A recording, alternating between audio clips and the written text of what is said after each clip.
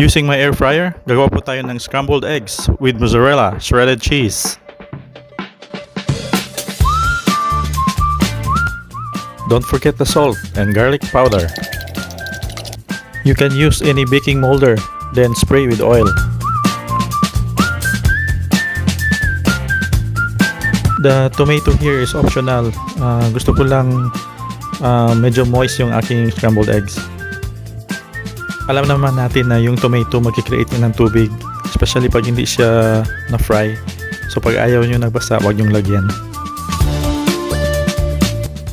Lutuin natin yung 7 minutes at 370 degrees Fahrenheit. 4 minutes bago matapos yung luto natin, mix mo konti para maluto ang loob. Adjust the temperature to 390 degrees Fahrenheit. Then 2 minutes after, ilagay mo na ang mozzarella shredded cheese.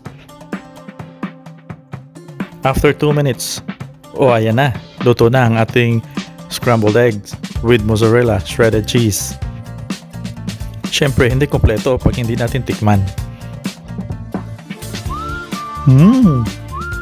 Sarap!